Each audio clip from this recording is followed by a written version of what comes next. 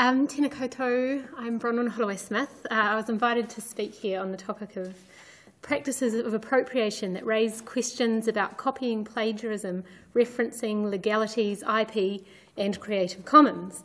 Now this territory is rather complicated and broad, and we could spend weeks or months or even years looking at all the facets of this area, but today we've only got 2 hours or slightly less than that now. So we're going to be looking at copyright in particular and copyright issues in a specific artwork that activates aspects of these issues in a range of ways, and that project also happens to be a project I'm working on at the moment, right in the middle of it, called Te Ika-a-Akoranga. So, first up, I always have to include this disclaimer when I talk about copyright, because although I know quite a bit about it, I ain't passed the bar. I can't give you formal legal advice, but if you need some, I'm quite happy to point you in the right direction. And apologies to any lawyers who might be in the room for this appalling meme-generated joke. Although you may note that it is of copyright significance, as memes like this tend to be parodies or satires. They are not protected by copyright law in New Zealand, but they are elsewhere in the world. But in this educational research context, I hope that we might be covered. So it feels a bit risky presenting on my project in the middle of it, but one of the ways I work is to include process as part of my method of art making and expose that process. And so that's integral to kind of what I consider my completed artwork, and the story counts in that completed artwork, the story of how it came to be. And so in a way, this session is part of the project that I'm working on, and what gets discussed here today may well shape the direction it takes in the future. So, who am I? Why am I here chairing a panel on copyright? Well, first and foremost, I'm an artist. I'm currently a PhD candidate in fine arts here at Massey University. I'm the former director of the Creative Freedom Foundation, which was a lobby group that advocated for New Zealand artists in the political copyright debate here in New Zealand. I'm an arts mentor for Creative Commons New Zealand and have used Creative Commons licenses in my work, kind of experimenting with that form of licensing. I've got a BFA in Honours in Fine Arts, and I have studied copyright law at Harvard. Did a course in that about a year ago, maybe 2 now. So as an artist, copyright's the thing that's been running through my work over the past decade, and that's mainly because I've been making work about internet culture. So in order for you to understand where I'm coming from in Te Ika-a-Akoranga, I thought I'd start by giving a quick introduction to copyright in New Zealand. And then I'll go over a few of my past projects and experiences I've had in relation to copyright, including Te Ika, and then we'll move into discussions with our distinguished panel and hopefully have a bit of time to open up to questions from the floor. So, IP, intellectual property, this is a term that I find can be a bit misleading for people, because IP is actually a collection of all sorts of different legally defined areas of law. Well, legally defined. So it tends to make up copyright, trademarks, patents, design registrations, and a few other bits and pieces. And each of these have very different protections stipulated in law. So today we're going to focus on copyright. There are a whole lot of copyright myths out there that I've encountered, including these ones. If it's on the internet, it's in the public domain.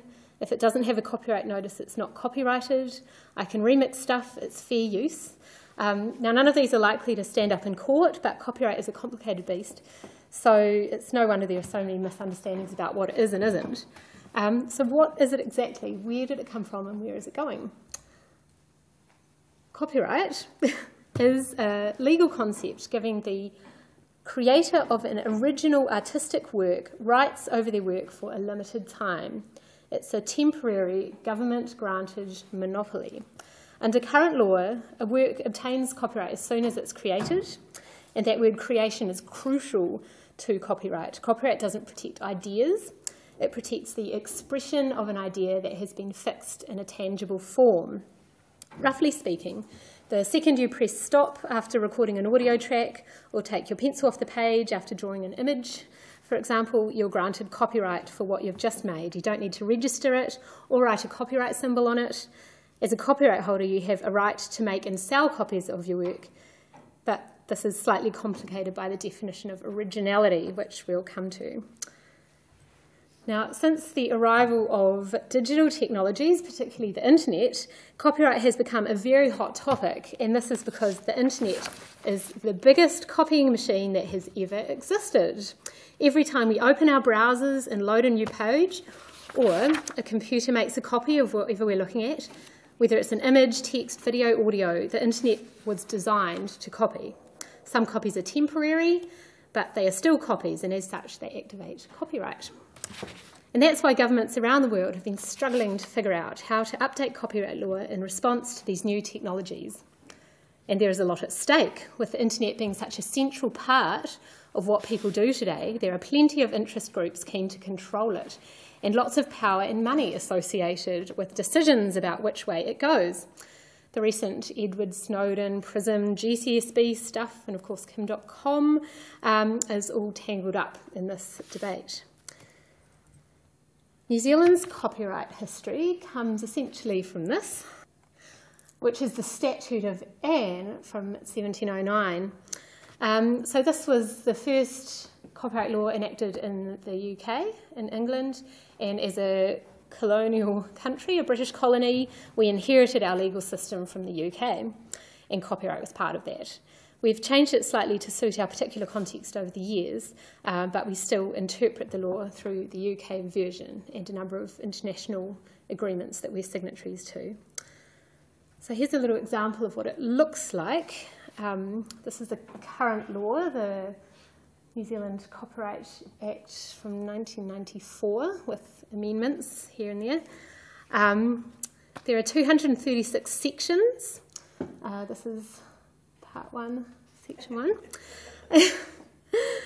1. So New Zealand's copyright law is set out in its Copyright Act 1994. There have been additions to it, like the New Technologies Amendment Act in 2008, and the recent Infringing File Sharing Amendment Act, which relates to illegal downloading and outlines a legal process for dealing with accusations of infringement online. The last comprehensive update before 1994 was in 1962. I'd just like you to bear that date in mind. People talk about the core driving goal of copyright as being a bargain to promote progress in the arts, the bargain between individual creators and the public at large, who also have a vested interest in engaging with culture. Every time a new technology has come along that changes the way content gets made or distributed, the law has adjusted to respond to the technology and achieve a new balance between these individual and public interests. In principle, copyright should work for the overall public good. So the goal of copyright should be equally concerned with giving both the public right of access to the intellectual, cultural and social record, and giving creators the opportunity to monetize their work. As explained by Harvard law professor Lawrence Lessig, the brains behind Creative Commons, when you purchase a copyrighted work, such as a book, there are a whole range of possible uses for that work, both unregulated and regulated. Unregulated uses might include things like reading a book, giving the book as a gift, reselling the book, or using the book as a pillow. However, there are also a range of regulated uses, which is what copyright protects. These are acts restricted by copyright and include the things set out here. So we've got the right to copy the work, to issue copies of the work to the public, whether by sale or otherwise, to perform the work in public, to play the work in public, to show the work in public, to communicate the work to the public, to make an adaptation of the work, to do any of the acts referred in any of the paragraphs A to F in relation to an adaptation of the work, to authorise another person to do any of the acts referred to in any of paragraphs A to H. Simple. With these regulated uses, however, there are also a number of stipulated legitimate public uses of copyright material that don't require permission under copyright law in order to encourage free speech, critical thinking and analysis. In New Zealand and other Commonwealth countries, including the UK, Australia and Canada, the term for these public uses is fair dealing. In the United States, it's known as fair use. It's written there. Entire professions like journalism are built on the right to quote and copy from multiple sources for the purposes of critical analysis without being excessively inhibited by the rights of copyright holders. New Zealand's fair dealing covers the reasonable use of a work for the purposes of criticism, review and news reporting, research or private study, educational uses and copying by libraries and archives. However, unlike countries including Australia and the US, we don't have an exception for works of parody and satire, remix or caricature yet, although there has been some discussion of adding that to our law. And I believe that the UK just added parody and satire exception after the... Yes, I've been talking about that for a while. So, when copyright on a creative work expires, it falls out of copyright and becomes a kind of public resource where anyone can copy or use that book, song or film without needing to get expensive lawyers, contracts and legalese involved. Both the public domain and fair dealing give us abilities to comment on and reinterpret existing works without fear of legal repercussions. Copyright is one thing, however, there are other principles at play in creative works that need to be acknowledged, such as established practices in fine arts discourse and Māori tikanga. I'll get to these later.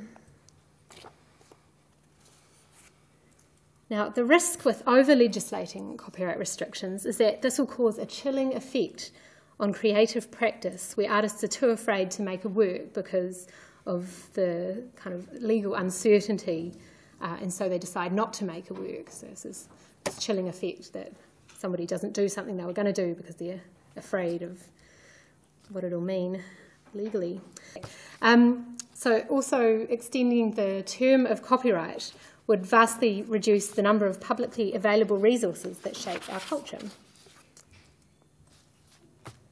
And now I'm going to focus on defining originality. In cases of remix or other transformative or derivative works, legal boundaries can get complicated. In general, copyright protects the original expression, but the test for what's considered original varies. In France, a work needs to bear the stamp of the author's personality and be the author's own intellectual creation to qualify as an original work. In the UK, the work has to show a degree of labour, skill and judgment, and in US law, the work has to possess some minimal degree of creativity in order to be original. As Susie Frankel has stated in her Bible on Intellectual Property in New Zealand, which is in the Massey Library, and I recommend you have a look at it if you're interested, copyright cases in New Zealand have taken several approaches as to what original means. And to a certain extent, the approach to originality varies depending on the type of work being considered. For example, the factors relevant to whether a literary work is original may differ from the factors relevant to determining whether an artistic work is original. One rough test often proffered to solve any issues of originality is that which is worth copying is worth protecting. While this test has some appeal, it really suggests that copyright should protect all works, no matter how devoid of originality. Such an approach undermines any tenets of public interest, placing parameters around the protective power of copyright. A determination of originality and the consideration of infringement overlap with each other. The level of originality in a work will determine the extent to which it is protected.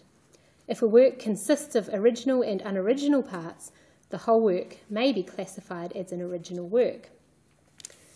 She carries on, the starting point for understanding originality is the idea that a work is not original if it is copied. If a work infringes the copyright in another work, it is not original. A work is not original if it is, or to the extent that it is, a copy of another work. The intended effect of this provision seems to be, for example, that if a novel is photocopied, the photocopy is not an original literary work. Likewise, if a person hand copies a poem, the handwritten copy is not an original work.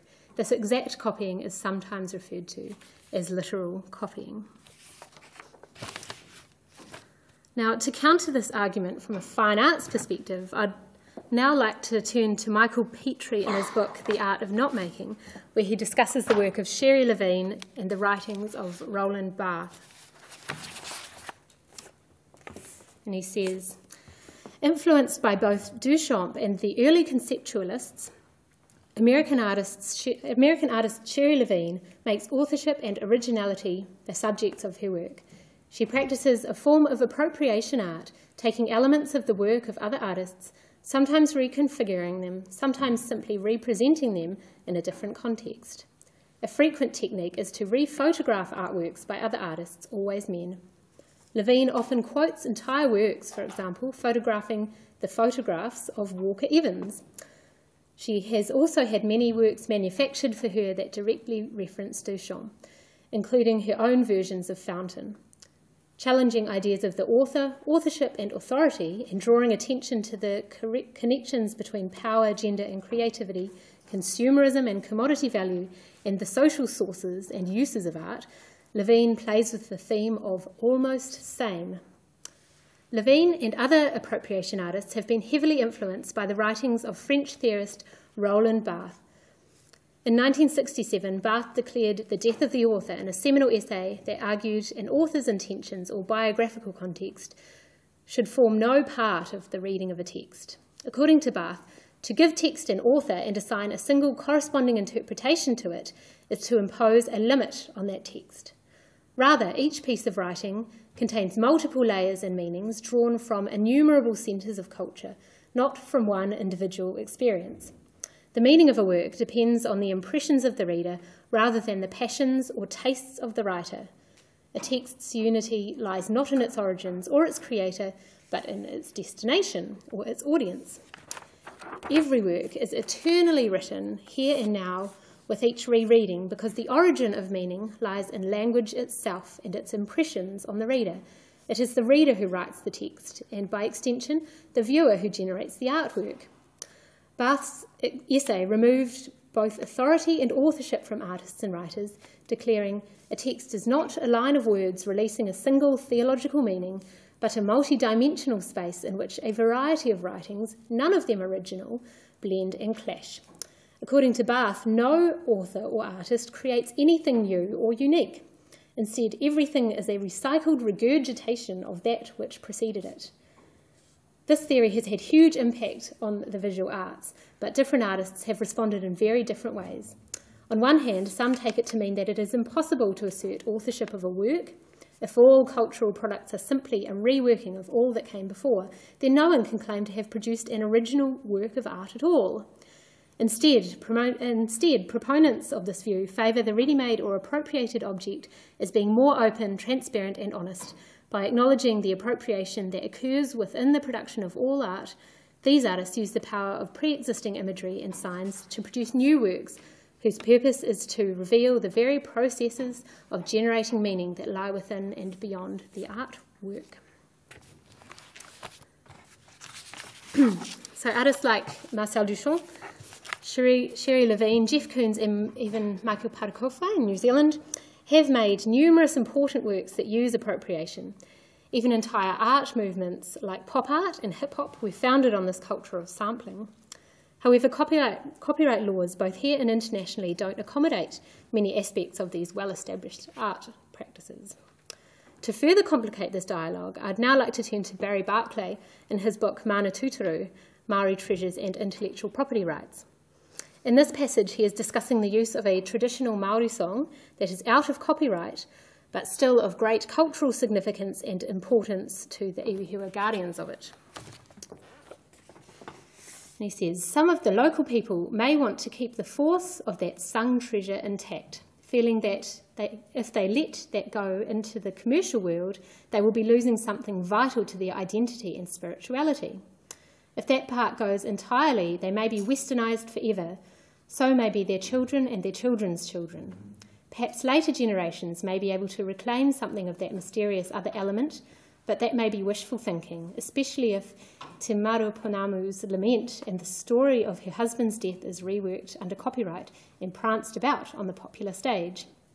On the other hand, the guardians of the treasure might decide that the best way to keep their past and their spirituality alive is to bring it into the present as a living treasure. Either way, there is a lot to be weighed. Up to this point, we have been talking about a group of young people who have been prepared to go through the age-old process of hui to explain what their dream is and to get the permission and blessing of relevant Māori. This is an ideal scenario, and these days many people work with Māori communities along the lines described. That this is happening more and more is something we can be proud of as a country. It needs saying, though, that there are people who get angry when it is suggested that they follow this course. For such people, traditional works are in the public domain, and consulting through hui, involving the local people in the creative process and the like, is nothing but simple-minded, time-wasting political correctness. Besides, they might say, in this case, Te Marapunamu's lament is written up in a book by a Māori author. It's out there for anybody to access and do something with. There's no copyright attached. Anybody has a right to take the work and do what they like with it. So, now I'd like to move into quickly mentioning a few past projects that have led up to Te Ika-a-Akoranga, as they've really paved the way for the copyright questions that I'm grappling with in this project. Also, as artists and designers yourselves, hopefully these will be useful examples of ways that copyright doesn't just protect creative works, but can also have an impact on shaping the creative works themselves. So essentially, it started for me in 2005 with this project, Virtually Maybe. This was my major project for my graduating year at art school, and was relating to internet culture. The internet was very different then. The whole social media thing hadn't really caught on here, and people in my generation didn't really have laptops. In fact, I bought my first computer a few years after making this project, the desktop. This project was a collection of internet-derived drawings that explored truth in digital culture.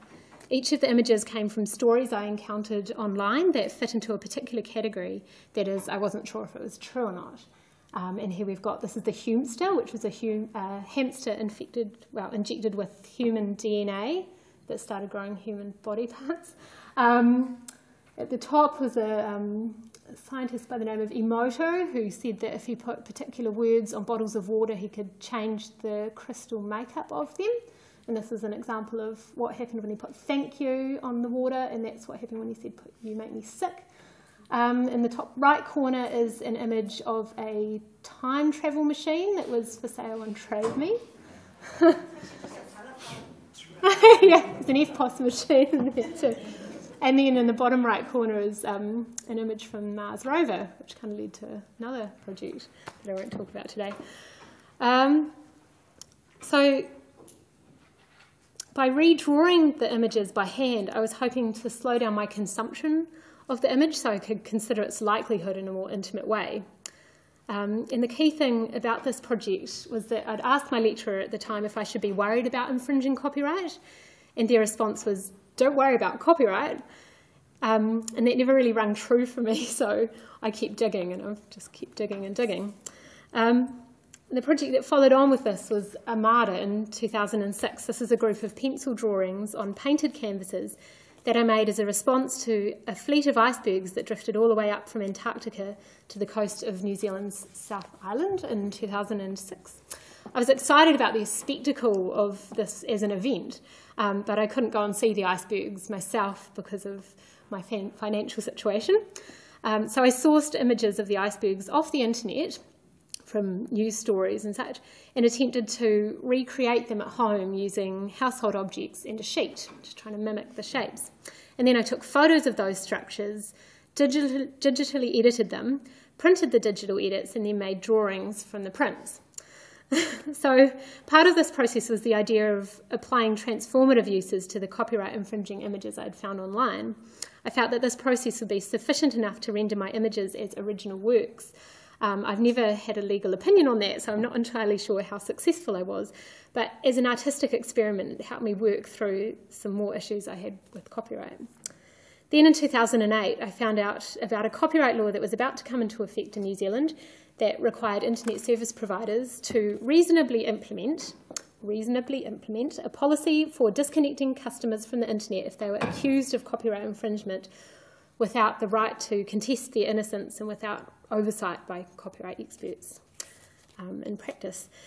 The groups lobbying for the law basically consisted of the New Zealand wings of big US film and music industry groups, and they were saying that artists wanted this kind of law.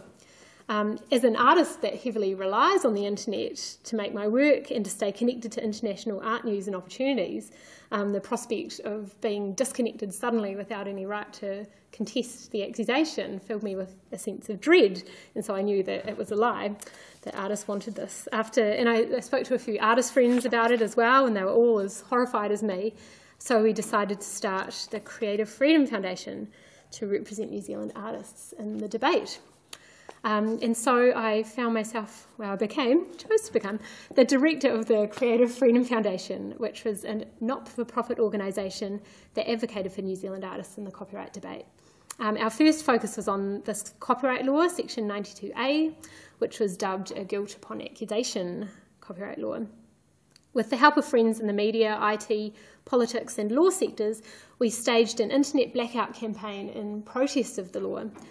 It might not seem so exciting now, but at the time the blackout campaign was the first of its kind in New Zealand and indeed in the world. It's been replicated since in this PIPA and SOPA protests, and I think there's been a French internet blackout and an Irish one. We used social media networks as protest platforms, getting people to change their profile images to black in empathy with the campaign. We had an online petition calling for the repeal of the law that got tens of thousands of signatures. This guy tweeted his support for the campaign, which got a huge, I think it was like the biggest or second biggest person with followers on Twitter, like everybody's following him.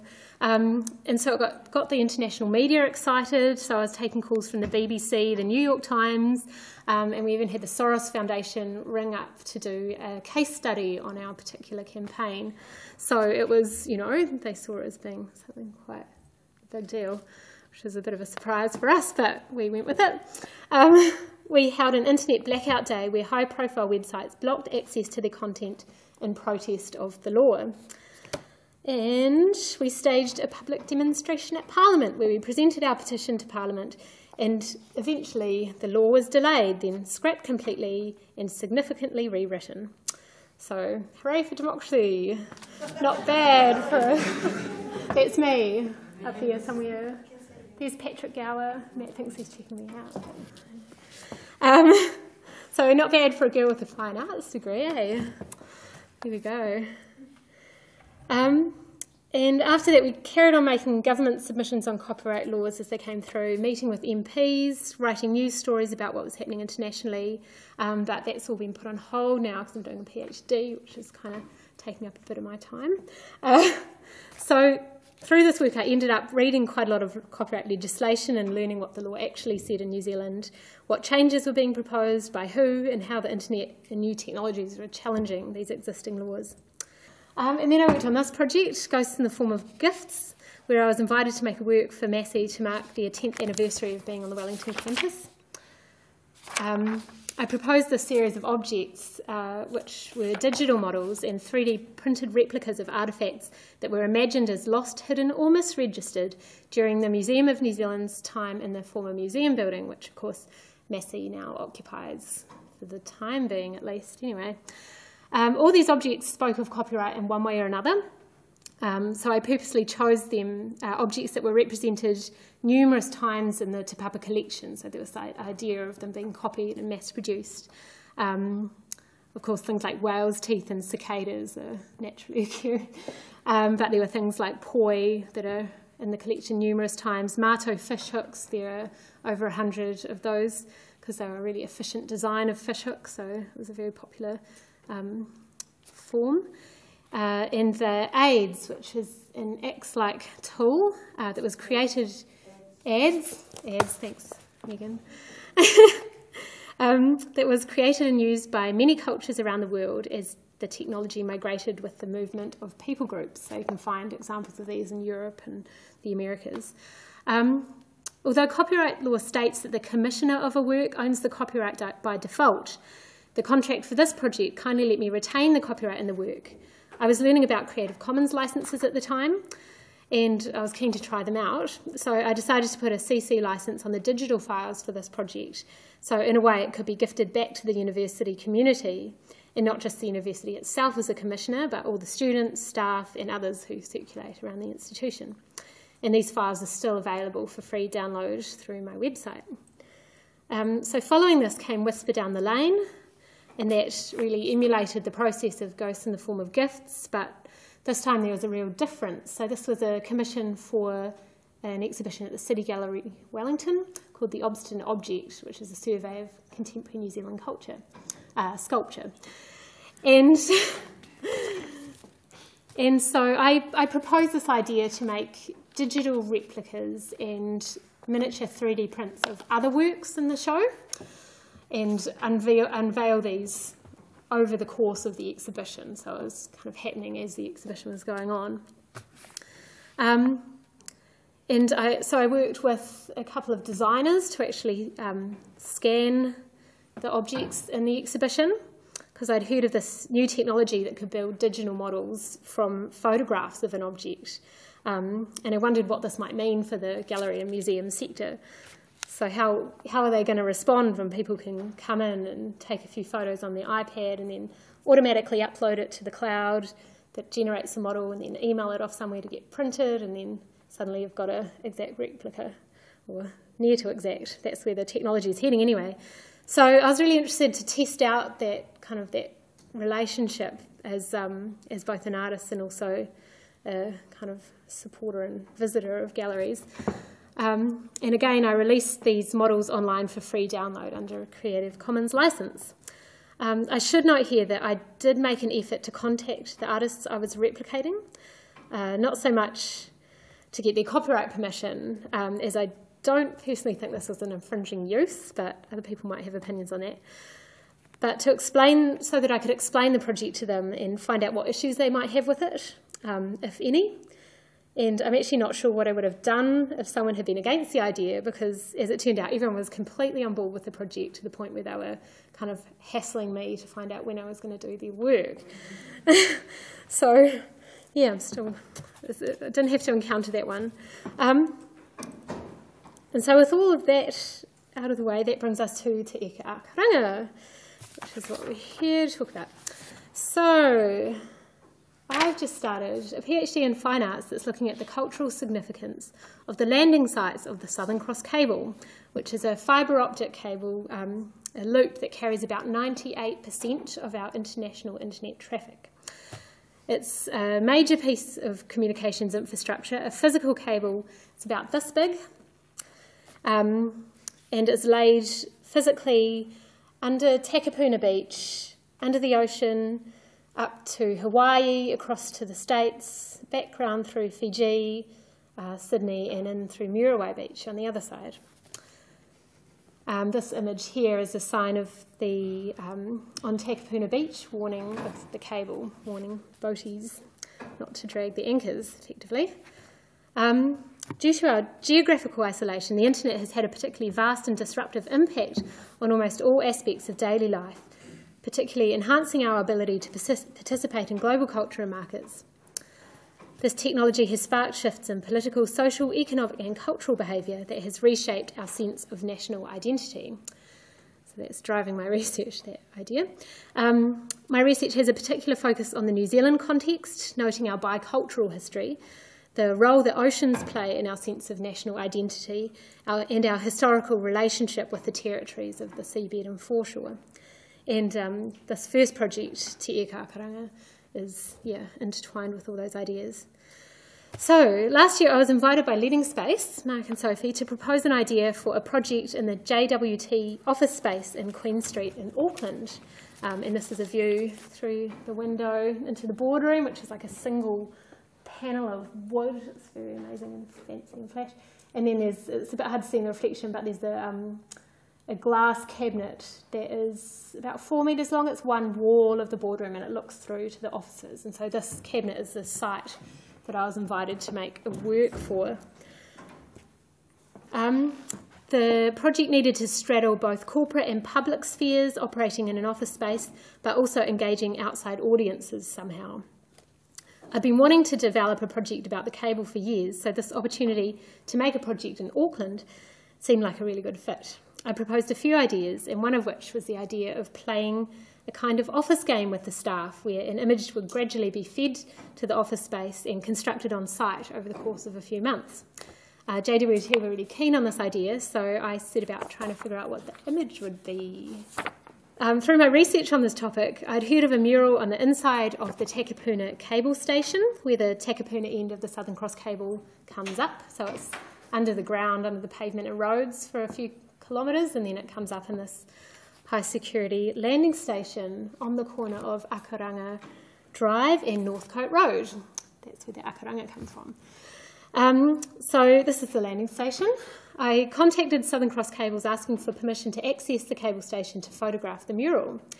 They forwarded me to Telecom, who managed the New Zealand end of the cable, and they responded saying, "There is no longer a mural at the cable station. Many years ago there was a ceramic mural which was on the entrance wall at the compact cable station, which is on the same site. This mural started to deteriorate and fall apart, so it was removed." So in this picture, the building in the foreground is the compact cable station, and then the next building is the Southern Cross cable station. So they're right next to each other and they look almost identical. And note the security cameras and the excessive high barbed wire electric fences that surround the complex. So compact, what is compact? It's short for the Commonwealth Pacific cable, which was a telephony cable. I think I've got the plaque, there we are.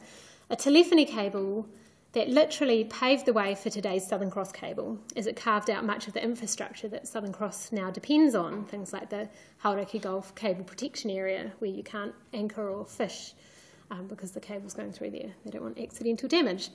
At the time, Compact was a major post-World War II submarine telecommunications system, and it was built between 1961 and 63 to connect a network of Commonwealth countries. The compact cable reinforced the geopolitical ties that were strengthened during the war. At the time, the cable was a feat of finances and engineering, costing a total of $100 million, spanning 14,000 miles and containing 11,000 miles of telephone cable that linked Scotland, Canada, Hawaii, Fiji, New Zealand and Australia. And a few of those countries are partners in the Five Eyes network, I'd mention. Taylor's mural was installed in the foyer of the compact landing station in Northcote, Auckland, to mark the opening of the station. And this is the wall where the mural once sat. So the more I read up about Compact, the more interesting it got. Initially, Compact was a state-owned asset. It was managed by New Zealand Post. The station was publicly accessible for many years. People could walk in off the street and see the mural. And here's a visitor's book that contains signatures from all the visitors to the station. You can see the top one is Keith Holyoake, who opened the station, Prime Minister at the time.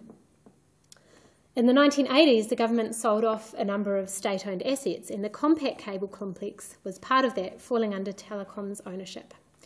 So there's an assumption that Telecom now own the mural, but we've not seen any documentation either way to confirm that. The compact cable ceased operating in the 80s, and somewhere around 1990, a high-security perimeter fence was built around the complex. I asked Telecom if there were any photographs or other documentation of the mural. They said they'd try to locate some information, but there might not be many people around that would know about it or have photos. After all, this work is 50 years old. I had a chat to them about somebody who used to work at the station who had retired several years ago and was starting to go deaf, and they said we could go and meet up with him and talk to him and see if he remembers anything, but that's kind of the level of where the memory and knowledge of this work is getting to in terms of human lifespan. In the meantime, I managed to find an image of the mural at Archives New Zealand and discovered that it was an extraordinary image, a floor-to-ceiling ceramic tile mural of Te Ika-a-Maui, the story of Maui fishing up North Island by the artist Mervyn Taylor. I took reference photos of this image, but can't show them here due to copyright restrictions, because I signed a form at Archives agreeing to only use the photo for research purposes. And of course, Te Ika-a-Maui you can see is a metaphor for the physical nature of the cable. So I imagine that was a connection that Taylor wanted to make. So I went back to Telecom asking them what happened to the remnants of the mural when it was removed, or if they could point me to someone who would. And lo and behold, the best email I've received all year came through. I have tracked down the boxes of tiles which make up the mural. And I was visiting Auckland, so I arranged to go and see the tiles, and here they are as I first saw them. So I had a camera and I took a few shots of them. So you can see there's no packaging, they're pretty dirty, got this strange black cement on the back, which I think might be roofing cement. Yeah, so needed a bit of work.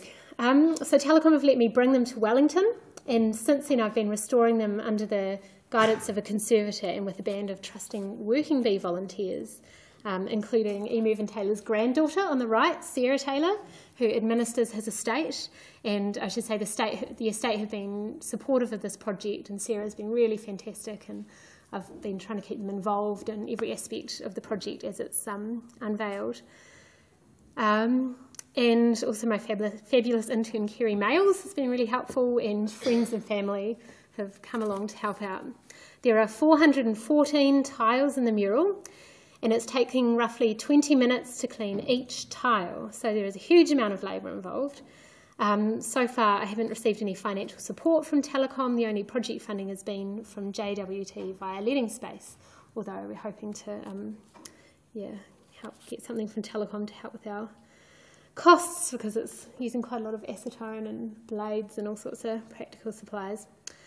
And I've been photographing each tile with the help of our photography technician Sean Waugh, and printing photographs of each tile with Sean and Peter Miles in the photography department, and rebuilding the mural both in physical photographic form in my studio on a dragnet, which is part of the concept, and also sending tiles up to JWT in Auckland, where one of their staff members is building a parallel copy. And we're also releasing lower res images of the mural online on my website, and those are downloadable under a Creative Commons attribution license. And so there are a whole lot of elements in this project that activate copyright in some way. And there are a few key issues and questions that I've been struggling with that I'd like to discuss with the panel today. Things that include who owns the work? Can I claim ownership of any part of this project? Mervyn Taylor died in 1964, so according to the Copyright Act in 1994, his work falls out of copyright on the 1st of January next year, unless there's the Trans-Pacific Partnership goes through, which might extend the term of copyright.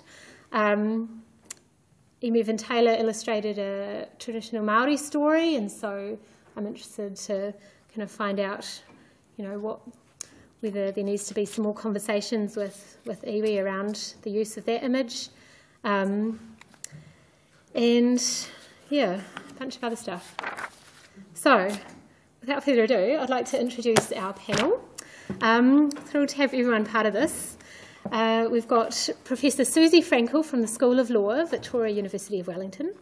Susie's research focuses on international intellectual property law. She teaches courses in intellectual property, including copyright, patents and trademarks, patent law and innovation, global intellectual property issues, international trade law, the protection of traditional knowledge, and the law of contract. She has published books, articles and book chapters, and is frequently invited to give conference presentations on various aspects of intellectual property law and policy. She is director of the New Zealand Centre of International Economic Law, chair and member of the New Zealand Copyright Tribunal, neutral for the World Intellectual Property Organisation Arbitration and Mediation Centre in Geneva, Switzerland. She was a consultant expert on the Waitangi Tribunal, to the Waitangi Tribunal on the Y262 IP claim.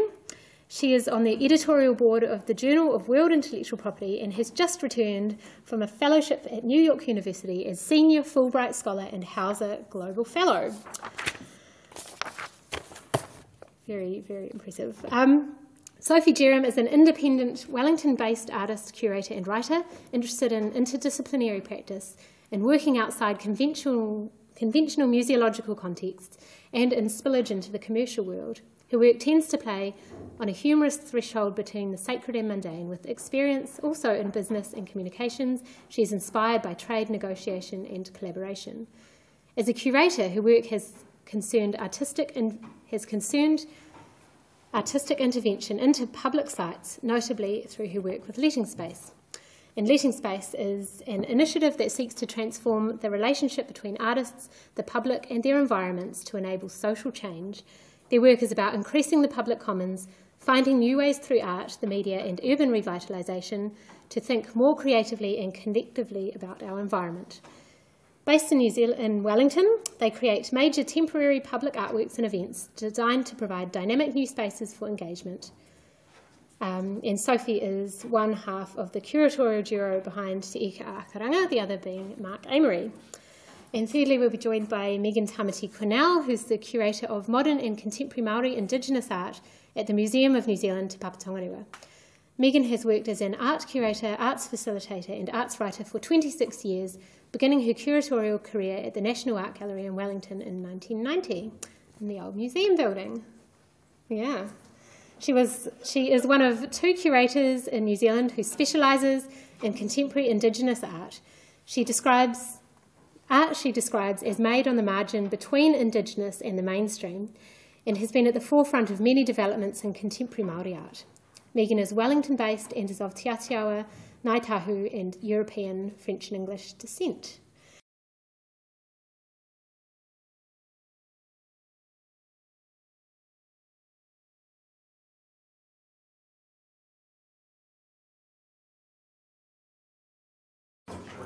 Okay. Right. I think we're all up and running now, so welcome everybody. I'm very privileged to be sitting here with all 3 of you, so huge respect for all of you.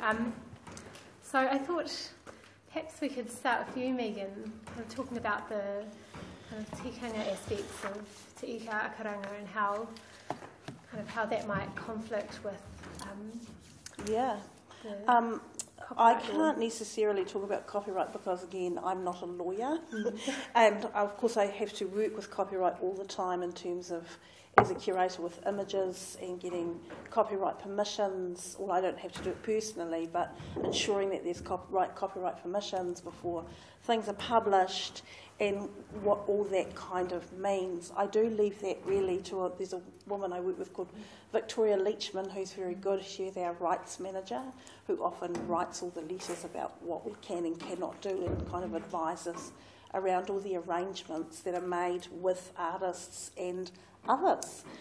One of the principles that I was going to talk about is the one that we adopted Te Papa, which is more of kind of like a moral imperative and really does come from Te Papa's kind of bicultural stance and from the treaty, which is the principle of mana taonga, which is really was a principle that was endorsed by the board in 1992 and kind of affirms both kind of the spiritual and cultural connections of people to taonga or cultural treasures. But for me, because I work primarily with modern and contemporary, I actually think it goes all the way through. I don't think people apply it often only to taonga Māori. I actually don't think that's right. I think it's got a broader application because it's about allowing people who've got connections to objects or taonga or artworks to have some kind of, participation in their care, in their determine how they might be displayed, and those types of things. So for me, I kind of evoke that kind of idea in terms of working with artists, because why would I want to display an artist's work? I may want to at some stage, and perhaps I have, but often I would like to work with an artist around how they want their work represented, particularly if it's kind of tricky. And so I think it's not just about a collective, iwi kind of right. It can also be down to the individual and how they kind of see their work being exhibited in public.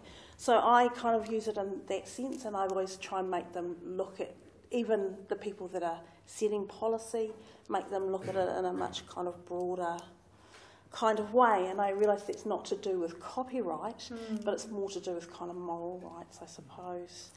The other thing I was interested in with your project is you talked about IP, or the intellectual property, which kind of gives groups exclusive rights around things that have been created. So the story that Mervyn Taylor was using is obviously a Māori story, and so there's some intellectual property rights around that. I don't know how that, I can't answer how that plays out or who you even speak to about it, because I don't know who it belongs to. Yeah, that's right. You know, I know is it that he was drawing on Sir George Grey's novel of... his stories? Yeah, Pacific mythology. So that's an interesting thing for me around the IP of that work, and kind of unlocking or unravelling where that story might have, the origins of it. You know, for me that's kind of interesting, regardless of how you acknowledge it or don't acknowledge it, but to even track the origin of those stories. Because before Grey, obviously it came from somewhere. Yeah. And then it takes me to, and again, this woman here is probably a much better expert at this than I am, the Y262 claim, which, you know, is really kind of complicated. It's one of the largest claims in the Waitangi Tribunal's kind of history, and is about a claim about mātauranga Māori, which is really about a Māori way of viewing the world and incorporating, you know, Māori culture and traditional Māori knowledge, but not only traditional Māori knowledge, how that knowledge might be applied kind of today. So, and from my reading, because I don't know, you know, all the ins and outs, it seemed that it had come from, well, I know it was Sana Murray and a whole lot of others, but it was around the collection and use of indigenous plants to start with, and then it extended out to a much broader kind of thing. So it became the indigenous flora and fauna, and then Ōrātou taonga katoa and all of their treasures. So it says including but not limited to mātauranga, whakairo, wahitapu, biodiversity, genetics, Māori symbols, designs and their use, and the development and associated indigenous cultural and customary heritage rights in relation to such taonga. So it's huge, it's like big and kind of scary, I think. I was interested that in some of the stuff that I read from, of course I downloaded this all from the Waitangi Tribunal, that people like Jacob Scott had talked about it, and he was talking in there, he'd been a witness for Ngāti Kahungunu, and talked about the significance and the importance, goes back to yours, about the creative flow of ideas, you know, between cultures and how that can enrich a national culture, and talked about the dangers of restricting Māori art and design to a limited range of expressions and a limited range of cultures. So I think, you know, Māori practitioners, not all obviously, but some contemporary Māori practitioners are very aware about, you know, not wanting to kind of shut those discussions or keep things closed. And of course there was lots of discussion about Gordon Walter's work, and he again talked about the significance and importance of him exploring those koru forms that he used, and talking about them contributing to a sense of evolution around those forms, not keeping them stuck in one place. So I'll shut up now. That's really great. One thing that I've been really struggling with is, I guess, building on what I read out from Barry Barclay, and also from Roland Barth, this idea that if there was some expectation of asking permission, and certainly there is in copyright, but beyond that in terms of tikanga, expectation of asking permission from a person or a people group in order to be able to use some kind of object of culture, then that inevitably places the power in their hands to say no. And at what point does that become a form of censorship if the work that's going to be produced is going to be of great public interest or public good? And where do you draw that line? Can you draw that line, or is there always going to be some kind of risk inherent in whether you pursue that work anyway or respect the wishes of the person who doesn't want? But doesn't it just confer the same things as you can kind of get? I'm not saying exactly the same, around property rights. You know, copyright gives someone a property right. Yes. So does that not kind of confer the same kind of, I'm not saying exactly the same, I've got some legal sitting behind me, a kind of similar right around, it's around ownership, surely. It is, yeah. So it's about that, you know, and wanting to safeguard. And yeah, it does, you do run the risk of people saying no, but it's the same as asking for copyright permission to use something in a particular form. Someone has the right to go, no, you cannot. I do not want you to use it in that particular way. And that's a form of censorship. So I'm not saying I have the answer, but you know, I kind of sometimes see it similarly. Not I suppose that's the thing with copyright is that there is a finite term, Yes. so then the work falls out of copyright and into the public domain, depending on what jurisdiction you're in. Whereas this one's ongoing. This is ongoing, that's right. And I understand that it's about respect, and I've certainly gone to lengths to keep Sarah Taylor and the Mervyn Taylor estate involved in the project and make sure they're happy with it. And also the same with Telecom, who may potentially be the owners of the copyright in the work, but we're not sure. But if at any point one of them said, you can't do this, then I'll be faced with the decision of, do I carry on anyway because I see this work as being of great national cultural importance and I think it's really important to reinstate it, or do I respect those wishes and put them back in the boxes in the compact building and just leave them to sit there and gather dust for longer? And it becomes, it puts the pressure on me as an artist to make that decision rather than feeling like I have some protection because I'm pursuing something that's in the public interest. So let me try and give you an answer. Great. So I'm not going to give you an answer, but so the Y262 claim, when answering that question or trying to answer that question, and it is really huge, right, because it recognises that there's a lot going on and there was a lot of evidence and a lot of witnesses, and the many chapters try and address many aspects of that. So the chapters that aren't really about what we might loosely call intellectual property, so notice I'm leaving the law off that for a reason, right, are about the building blocks of creation in some ways, so they're about museums and archives and the funding of those sorts of things, as well as about how you might have access to your environment and use those materials. But when it's talking about, well, how far might the law want to regulate respect for tikanga or Mātauranga Māori, whichever phrase we come up. It puts it, we're coming to ownership, right? Okay. It puts it, and this is possibly where it's been quite controversial, but it was a lot based on the evidence around the legal intervention as opposed to social norms, and we'll talk a little bit about when they might want to meet up. Would be when the kaitiaki relationship is actually affected by the work you're doing. So it's not just the ability to say no in all circumstances, it's the ability to say that you're affecting my relationship with this and I can no longer function as a kaitiaki of this taonga. And so the 262 report struggles very hard to suggest that that might be a reasonable line.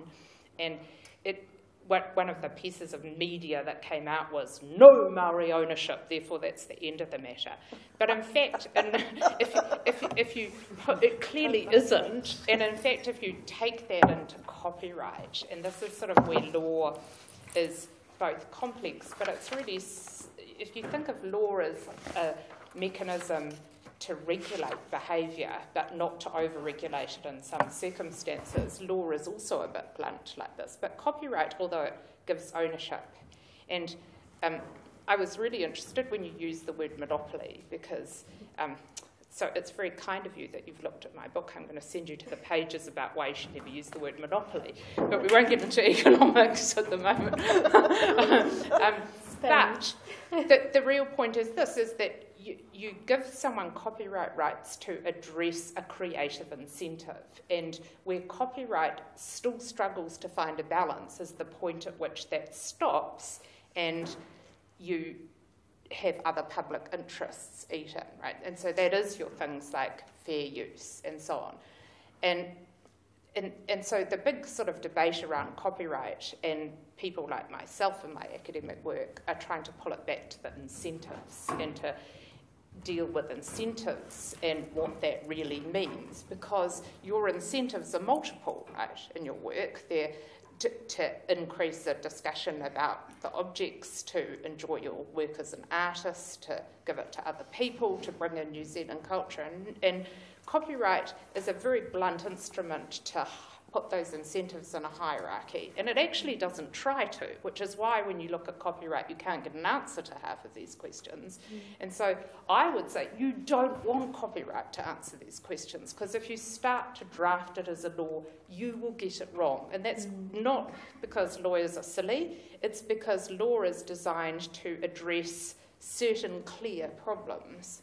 And you don't want it to overly address problems, because as you know in copyright, if it gets too technologically specific, things go haywire.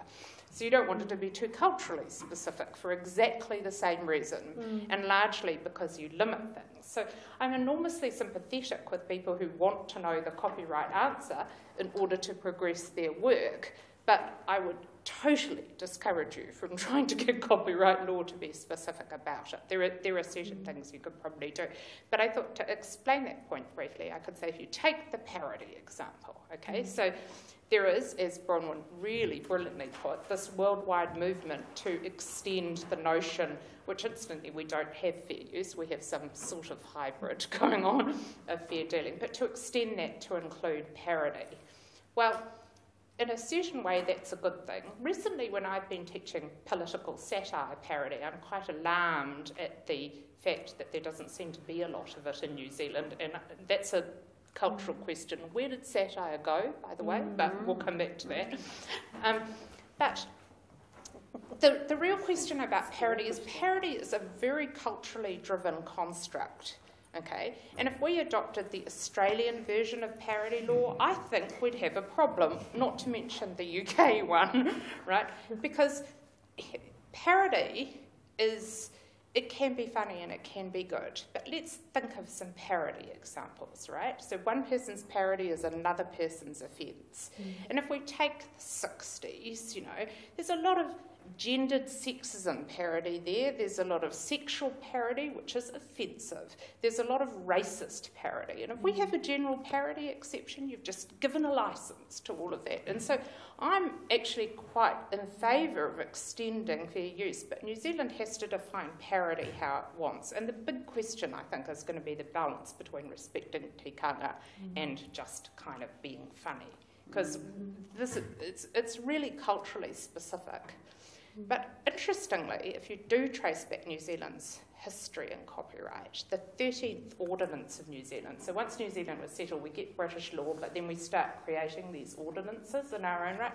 The 13th Ordinance was a copyright ordinance, and it was created because at the time there was a question over whether the Reverend Maunzel's dictionary of the Maori language was going to be protected by copyright or not. And it probably wasn't, actually, for a whole lot of legally complicated things that we won't go into today. But it's interesting that our first Copyright Act was actually about this, and we still haven't settled it. So, it's sort of, I think that one thing Y262 did for part of the community is to actually start discussing this. And be nice if a government sometime in my lifetime responded. But not just my lifetime, everyone involved in it. But I think that the real point is that, exactly what you're saying, how do you do this, how do you respect this?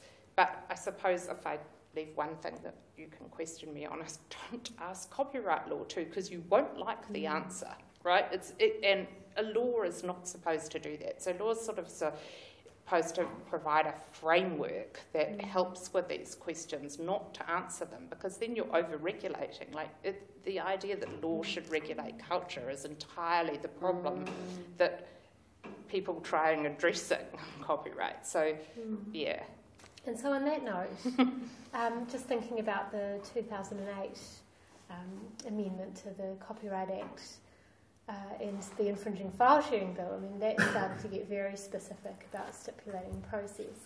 But I think one of the problems with the 2008 amendment was that it left it so broad that the interest groups coming from the States to New Zealand seeking to, very heavily regulate the internet, which, we're seeing more and more of in terms of surveillance and the .com case, there is if it is too broad, then it does kind of allow, it creates uncertainty for practitioners who are wanting to ensure that they're not going to be setting themselves up for legal action. And so I guess it's the same in the States with fair use, with that model that's kind of derived from the constitutional right to freedom of expression, essentially, that is so broad and there's so much varied case law that it's got to a point where there are very specific cases that create more uncertainty than they do surety for practicing artists. And it's kind of, you can't really have it both ways, and so I guess as an artist I kind of want to know whether my work's infringing or not, because I don't want to be setting myself up for legal action, but then at the same time what you're saying is that it needs to be broad, that you can't answer the questions with copyright because they're kind of guidelines. I guess what I'm sort of saying that, but I can tweak it a bit to make it a bit clearer. I just didn't want to necessarily talk forever. Is that what you don't want is a kind of certainty that attempts to predict the future. The kind of certainty that you're talking about is the rules of how you negotiate between people. So the certainty as to whether you're infringing or not tends to be the copyright question, but the question that you actually ask in practice is, can I do this? And sometimes you might be asking people who give you an answer, but as a legal matter it may not be their answer to give. So in your current project you're asking Telecom, the artist's descendants, and they're all saying yes so far, or I get that you're not quite sure what Telecom's saying, but they're not saying no. And so in a way you've sort of covered all bases. And that is the copyright problem, right? Because you don't necessarily know which is the correct base, because some of what you're asking about isn't copyright, it's Te Ika-a-Akoranga, and there's questions about that protection. So copyright, I think, as far as artistic works goes, is a lot more certain than the sound recordings and the mixing. So the passage in I had this moment when you were reading something I've written, I thought, did I really write that? But never mind. That particular passage, I think that as far as artistic works, the notion that you use art to inspire art is actually very enshrined in copyright law. So the reason we don't see cases about that is because as a social norm, people accept that art can inspire art, and that's a community-driven norm. So that's the kind of norm that I mean you don't want copyright law to articulate in detail. The problem with people doing music in that category is that copyright law has been very specific about where the lines are, and there might be good reasons for that, but so that copyright might have to work out what are the appropriate carve-outs for that without actually flattening a music industry, right? You know, that's really what that's about, and there are good and bad players, for lack of a better expression, on both sides. So copyright law specifically doesn't tackle the art begets art point and uses a non-English version of originality in a way to get around that point. With literature, it's slightly different because our copyright law extends to sort of non-literature, literary things like phone books and this kind of thing, right? So I think that there is more certainty in the art world, but if the whole certainty thing is, I think that if you have to be really precise about what you want certainty about, right? And if it's about tikanga, you don't want copyright to write that. You want a developed social norm and an interaction. If it's about whether the Crown has any interest in the mural, I think that you can probably sit down and work that out. And there is enough certainty about that. If you want certainty about how different artists interact with each other, that's what I mean that you don't want the law to write, because why would it? That makes it, if that's a sort of a tailoring of certainty, that makes sense. Just building on the Crown aspect that you touched on, I don't think we've mentioned it explicitly yet, but the fact that Te Ika-a-Akoranga was, we assume, commissioned by New Zealand Post in the 60s, and that was a state-owned enterprise. There's a potential that the work could be owned, the copyright could be owned as a Crown copyright, but I'm not entirely sure. But this kind of starts to bring up something different in the project, which is about that kind of public-private transition of the work, where it was once available to the public and then locked away in a private company, and now part of what I'm doing is trying to return that in some way to the public. And Sophie, I think that might be a good point to bring you in, with your experience of navigating across, and certainly in the JWT Commission, navigating across commercial and public sectors and corporate and public sectors, and how that's been quite, as an artist, I kind of accepted the commission because I thought it was a really interesting challenge to my practice to try and make something that was, as corporate as it gets, really, in this downtown Queen Street industrial next to Louis Vuitton and kind of the pinnacles of consumer culture, making something that did engage the public. And just wonder if you could speak from your perspective, curating the project. How? Well, it's been a really interesting challenge because Living Spaces traditionally worked in public spaces, and but JWT approached us, and they're the largest and one of the oldest advertising companies in the world. They're celebrating 150 years. JW Thompson is what they're called, and they're just JWT. J. Walter Thompson, rather. And they, probably what Mad Men were based on, right? And yay! Yeah, exactly. Yeah, as you can imagine. But they come to us and say, look, the creative director Cleve is a really interesting guy who's attempted sort of public interventions in the past, but he's chosen the dark side, for want of a better word. I'd say it to his face. He wanted to work with us because he likes the kind of the slightly challenging aspect of Living Spaces projects. And we said we'd like to work with them only on the basis that the projects weren't just for a boardroom. They weren't just going to be for JWT and their clients. That they had to have some aspect of public engagement. So the first project we ran was with Judy Dara, and it was about, she went and bought the signs of people on the street that were asking for money. I don't want to call them beggars, but people who had been in the process of begging. She bought the signs from those guys. Possibly homeless, or people just wanting, a bit of spare change, and she bought the signs and then created artworks out of them, and they were huge, big photographs that then were complemented by these begging bowls that she also inserted into the boardroom, which is one of the images Bronwyn showed earlier. So and then we sold some of those works and gave money to the city mission for that project. It was a kind of attempt to kind of intervene back in the realm, but the posters were next to Louis Vuitton, as Bronwyn mentions. Louis Vuitton, having complained about all the people begging on the street in Queen Street, and these huge big blow-ups of these signs, now made art, were sort of basically facing off against Louis Vuitton. It was, I thought, a very successful, subtle intervention. Anyway, Bronwyn's project really intrigued them right from the start because of this cable, the vulnerability of this cable coming into New Zealand with all our internet traffic really intrigued the advertising company.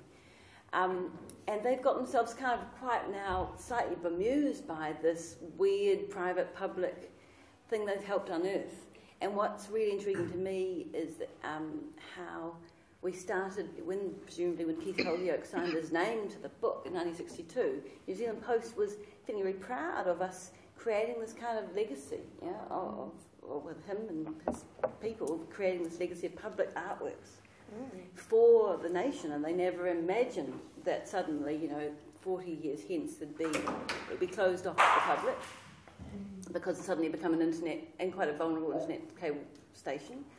And when today is the eve of Telecom becoming Spark, right? So they're so far from where they were as New Zealand Post. There's no reference to the public kind of service ownership as Telecom New Zealand kind of still held that for me. They are now going to be just a kind of wireless and internet company, phone company that's unrelated, competing with everyone else.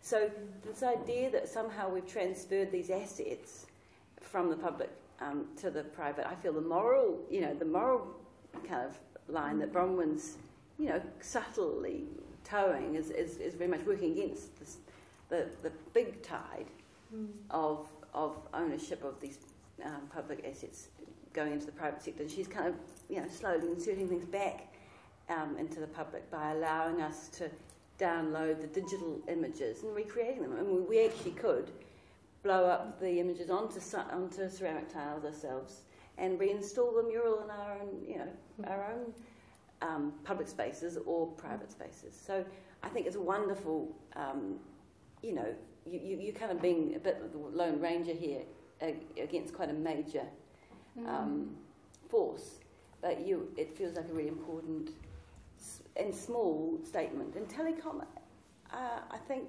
also understand that they've inherited, Telecom as they are now, that they've inherited this legacy of public artwork. And they're a bit confused, to be honest, about what they're going to do. So, in terms of copyright, I think it's important that you continue to assert your claim on the work, which is that you're reproducing the tiles individually. And I have never felt any concern about that in terms of dealing with you on that. It feels quite a different work, and especially in the process has been about extracting it from these boxes. If it hadn't been for Bronwyn's research and interventions, they would still be sitting in this cable station. Well, you're kind of returning it to its kind of original state, maybe, by cleaning it and... Yeah. Exactly. The idea of perhaps reinstalling it as it was, maybe not in, I don't know what space, but, that opportunity that kind of lends it to too is interesting too. Yeah, I feel quite comfortable with it as an art project in that kind of relational process sense, but I suppose in a more traditional sense of artworks, the part of me feels like I can't really claim ownership of the image of the mural.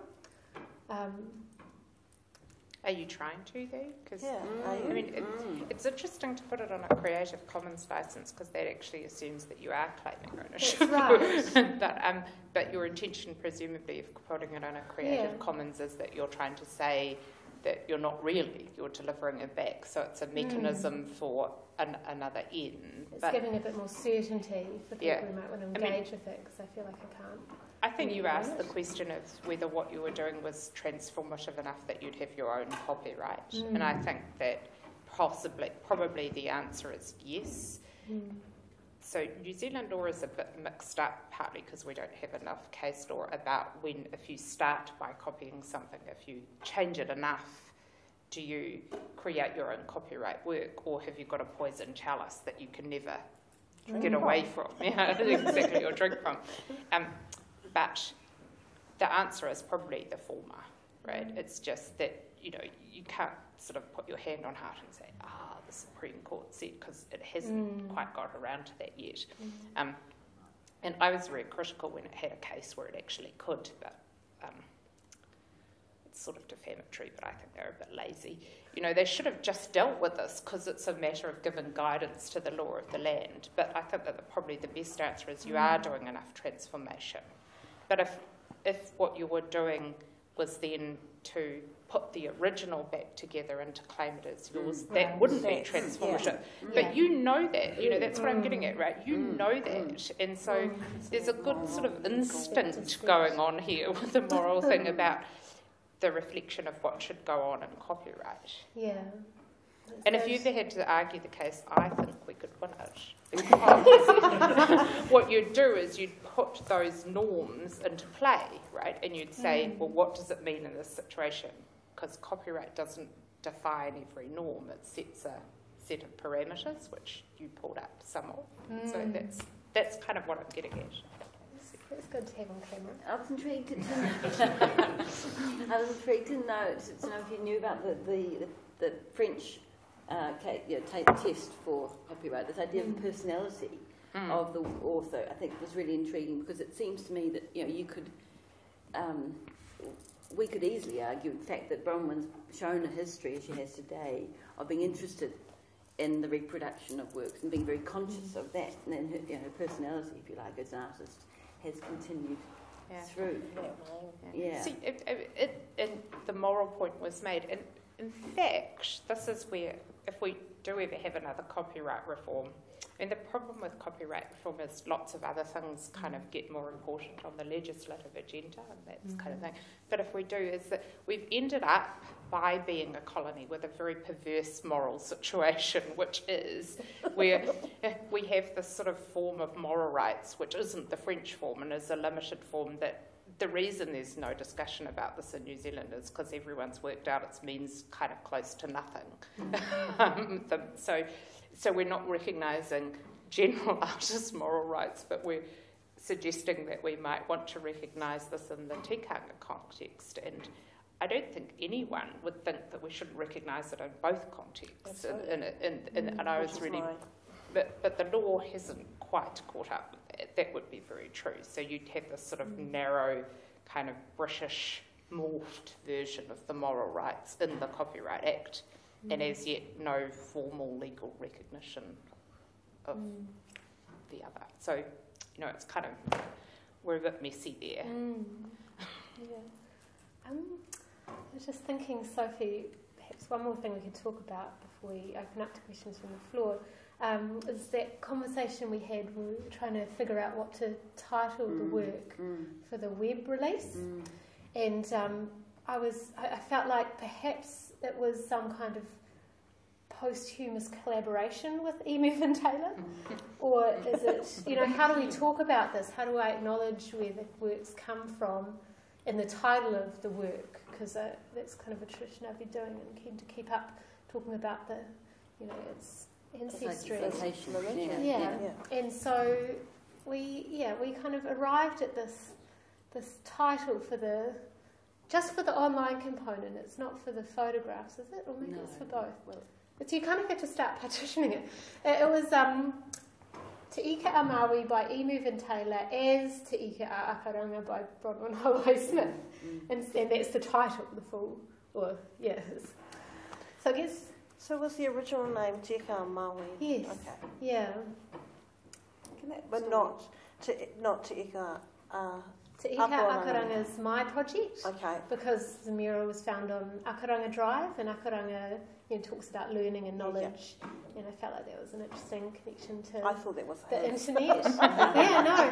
No. And that metaphor, kind of. Okay. Yeah, so... Just incidentally, is Te Ika-a-Maui, it's not particularly attributed to one particular iwi or other, is it?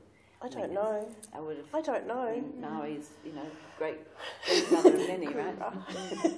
It just, Te Ika-a-Maui is obviously, goes back to the old creation stories where Maui pulled up the fish, which is what that's about.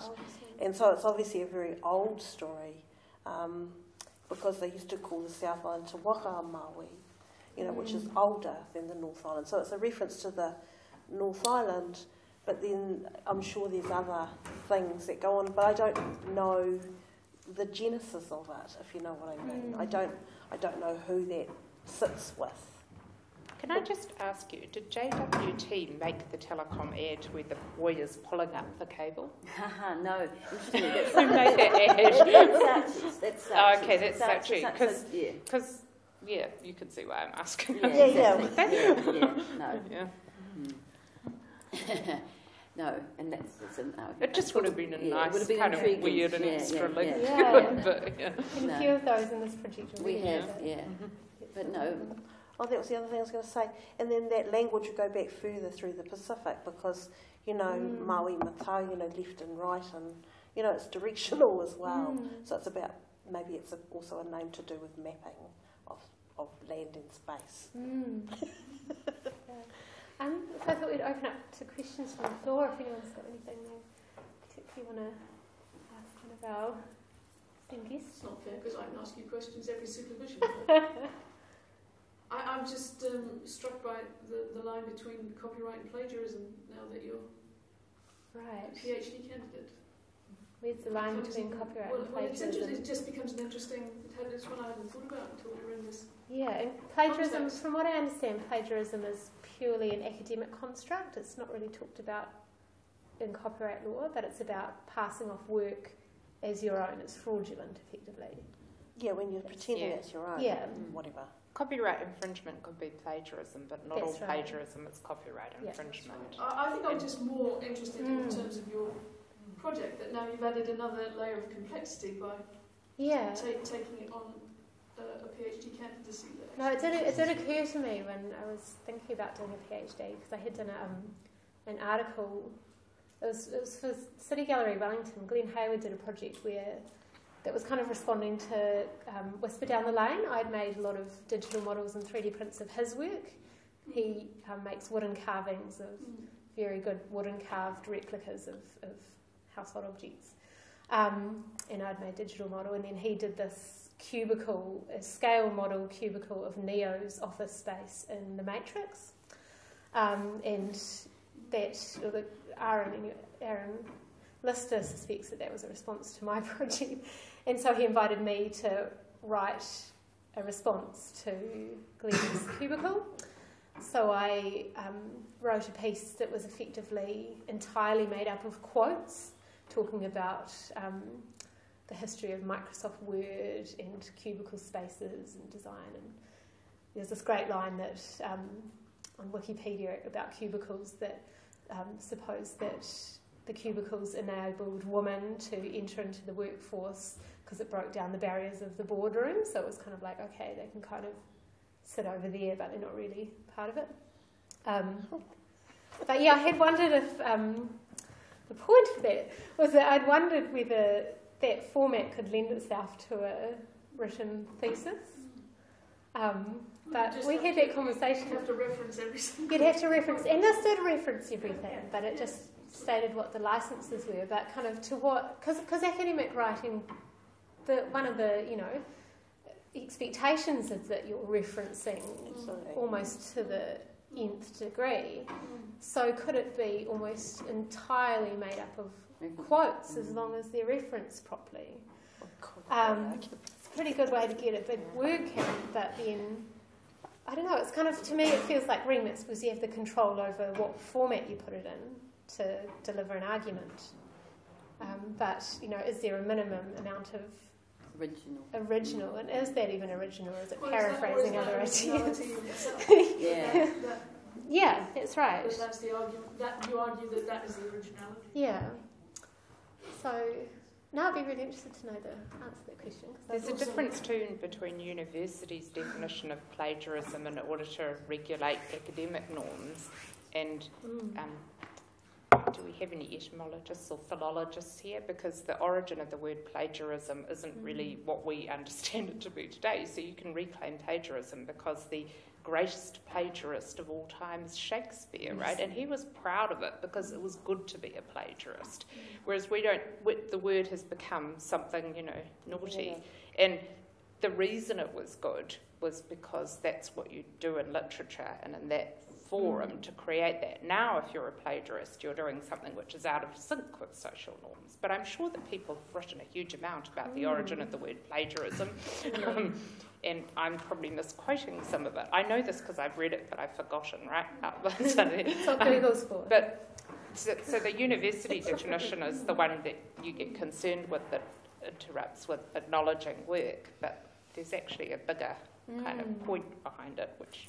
But it's interesting, I wonder to what extent the universities have, because of the focus on original work, have actually almost separated fully from, say, Raphael had learned from Perugino. He would learn as to replicate almost, brush for brush stroke from his master, right? You learned to reproduce from your master as a carver would, probably even today. You'd learn to reproduce first before you you take it your own way. Take it your own thing. So, and I don't think we do that. So, as far as I can know, art schools don't necessarily encourage that. I would have a long argument with you outsider.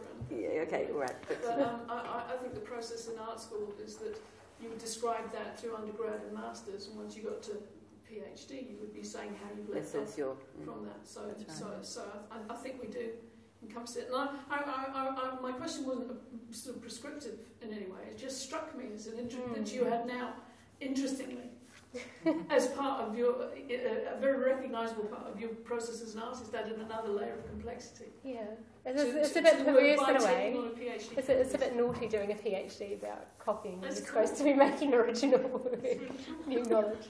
I can get away with it, actually. You can. Yeah, on camera. That's what this all is, right? No, they don't. This She is my said you get. confirmation. Question. Finishing work, I like the way you said when you lift your pencil off the paper, by the way, that was a lovely expression. So when you do that, explicitly or otherwise, you're often making a claim about the license status from now on. And I'm wondering, there's a moral risk in getting it wrong, saying, this is my work, and then getting clobbered. And you were wanting to get a feel of what sort of ground you're on there, see why. And just to put these aren't your words at all, and this isn't what you're trying to do, but if you were sort of saying, this work has always been in the public domain, here's a chain of trusteeship, and I'm the current trustee. And that's not what you're saying, but there's a sense of that. What my question is a bit to Susie Frankel, but to everybody as well, is there a difference, a moral difference, that there are two different things you could be doing there? You're saying, this is mine, and henceforth I'm claiming the right to do X, Y, and Z with it. Or I'm saying, this is in the public domain. CC BY isn't quite the public domain, but this is public. Is the artist, in those two situations, is there a fundamental difference between the risk that the artist is taking in those two situations? It seems to shade into the arguments about Kim.com, as always. He always comes up as a touchstone.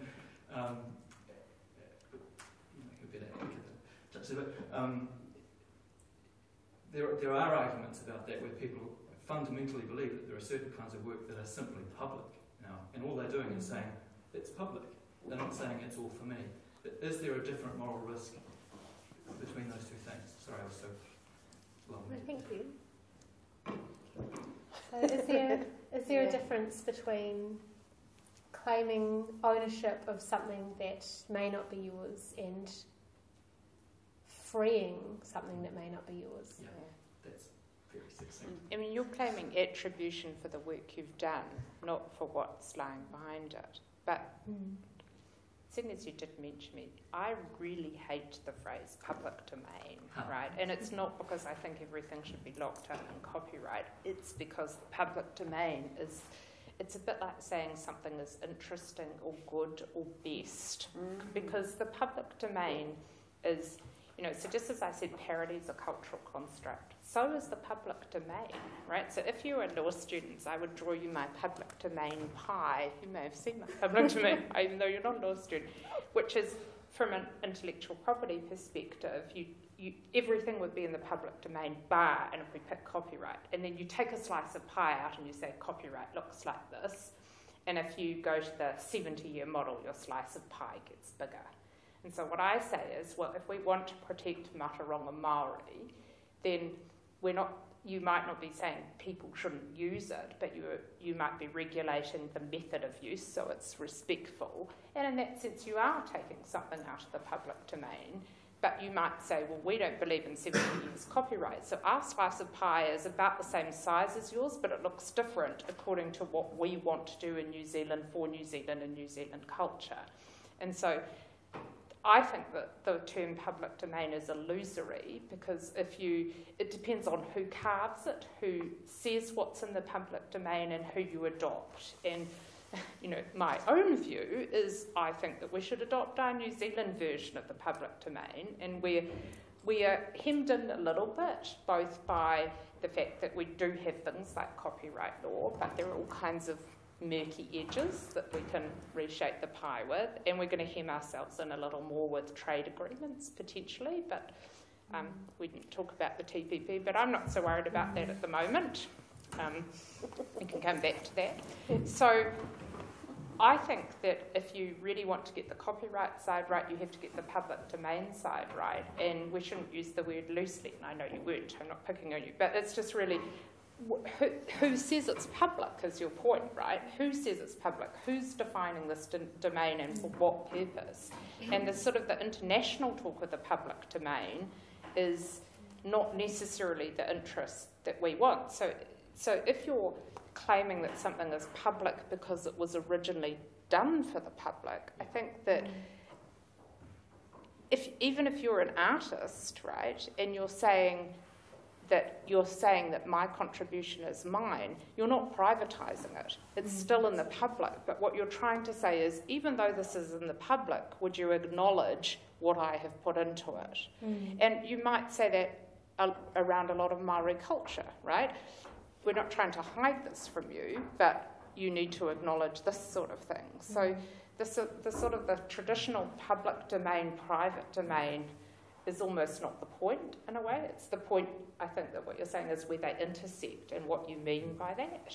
And that's the point where, in a way, the slate is reasonably wide open in New Zealand. Then we can actually start to say, well, our public domain looks like this. And, of course, we don't want to be isolated despite the ridiculously skinny cable.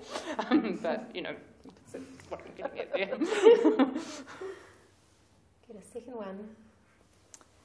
Yeah, I think it's called the Cloud, right? Land of the Long. Just like that. But, I mean, it's an amazing cable in many senses, and so that's why it's a really interesting project. But I find really funny about these cables is the naming of them. So we've got the Southern Cross cable, and then there was one called Pacific Fibre. And Mark Amory was funny because he was like, oh, you just say fibre, and I think of flax fibre. But I was just too far down the kind of fibre optic road. And now we've got this new one called the Hawaii cable, which is like where the departed spirits go to, which is like, how can they use a name like that? Or, it just kind of, it seems interesting that they're trying to borrow on that culture for a cable linking us to the States or something. So I think we've got a few minutes left. Are there any more questions? I think we could take maybe two more. Miro. I was really interested in you asking the question based on morals, like if there's a moral implication there, and I'm not sure if we've really talked about morality or ethics as opposed to law in this, so I was interested in asking you, Bronwyn, if you feel there is like an ethical or like a duty of justice to this work, which is different than the legal one, and if there's tension between those concepts, and how you've dealt with that. Well, I guess the first thing that we haven't really talked about is that part of copyright law is moral rights, which gives the author the right to be attributed and to object to derogatory use. Is that right? Derogatory treatment. Treatment. Okay. But that expires with the expiry of copyright. So, I guess in this project, and also in Whisper Down the Lane, there was that kind of other thing going on in that kind of Te Ika-a-Akoranga area where it's such a small art community. I didn't want to kind of annoy anybody by doing something without asking them, and so I was more interested in having those conversations and finding out what they thought of the idea, rather than just going ahead and doing it. But it does always come back to the question of, if somebody didn't want me to do it, would I do it anyway? Because, in some ways, because of the ethical concern, kind of the freedom of speech versus, non-discrimination is kind of this, where do you draw the line and things like that. And I guess I've been really lucky that I haven't had to face that, and I couldn't really predict where it would go, because it comes down to a personal relationship. And it's been really interesting dealing with Sarah Taylor and the Mervyn Taylor estate, because I made contact with them very early on to involve them in the process and let them know what I was planning to do, and send them all sorts of texts to make sure they were happy with the media release and everything, and to check they were okay with me putting them online into Creative Commons, and had dealt with Sarah primarily on that front.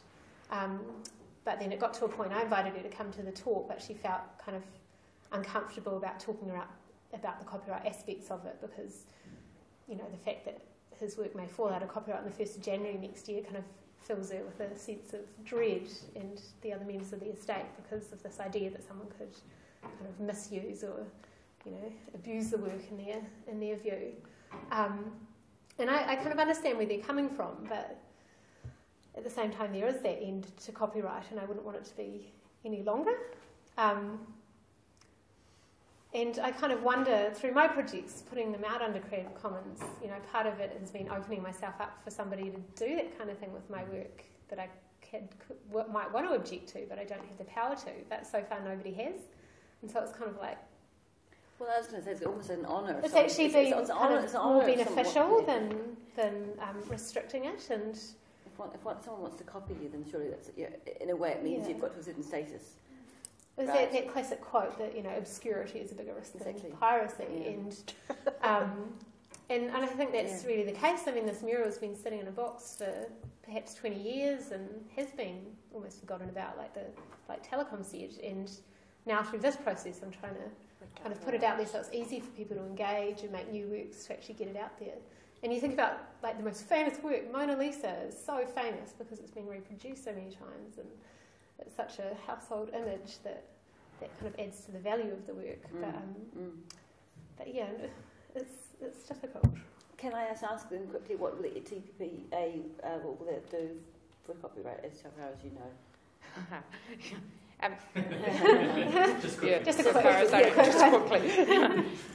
That was what I meant before by we have this weird thing going on with moral rights, because the French wouldn't terminate them with the copyright because they would make them distinct, and so the French version of moral rights is kind of closer to what you're talking about with basically, I suppose I would say the Mataranga Maori concept. So the TPP was supposed to be finished, but it hasn't, and we can think there are multiple reasons for that. And as far as the intellectual property chapter goes, the version you can see on WikiLeaks, you can see that there's a reasonable large amount of opposition, and a lot of that comes from New Zealand. So, you know, the parties negotiating and get credited with the opposing things. So I think you should be quite proud of the New Zealanders negotiating this, because they've put a lot of things on the table. And they will tell you that a lot of the opponents are joined by some of the developing countries involved in the negotiation. But, of course, the main pusher of that agreement, although New Zealand has pushed for it a lot, is a bit stuck with the relationship between Congress and the White House. And until they solve that, they're not going to get the TPP through. So, you know, that's both the blessing and curse of America all in one. So, beyond the sort of particular details, other than Canada, but Canada is likely, at least it seems in its agreement with the EU, to cave on the copyright term. Other than Canada, we're the only sort of developed country on the face of the earth left with 50 years, and life plus 50 years. And one of the public sort of things known about that is the countries that have gone to 70 years. There are very few people who think that that's a good idea. And so the perversity when you study this as a legal subject is that we're still getting pushed into that position. And economists, you know, talk about swallowing rats. It's a very evil metaphor, but I kind of quite like it. Is that why do you take on something where everyone's proven it's a bad thing? And sort of the answer is because law follows behind. And sometimes we don't like law because it follows behind. But understanding that law following behind is probably a good thing is part of the dynamic. So where's it going to end up? Well, I know about as much as you do. I may end up talking to government officials more often because I do work for them, but it's all completely secret. But if you think that they started out saying it was going to be completed at the end of 2012 and it's not, we can read nice and positive things into that. And a few extra parties joining along the way every year. Yeah, which is very good. I mean, it is good because it makes it closer to multilateral. So. Well, on that note, I think we're going to have to finish up because Susie has to take off. But I thought I would just do a quick reading from Polynesian Mythology, Sir George Grey. This is from the part that talks about Maui fishing up the North Island, and I thought it was just kind of an interesting moment that I read last night. It says, Maui then left his brothers with their canoe and returned to the village, but before he went, he said to them, After I am gone, be courageous and patient. Do not eat food until I return, and do not let our fish be cut up, but rather leave it until I have carried an offering up to the gods from this great haul of fish, and until I have found a priest, that fitting prayers and sacrifices may be offered to the god, and the necessary rites be completed in order. We shall thus all be purified. I will then return, and we can cut up this fish in safety, and it shall be fairly portioned out to this one, and to that one, and to that other. And on my arrival you shall each have your due share of it, and return to your homes joyfully. And what we leave behind us will be kept good, and that which we take away with us returning will be good too. I thought that might be some kind of metaphor for something. So thank you all. Thank you. Thank you. Thank you.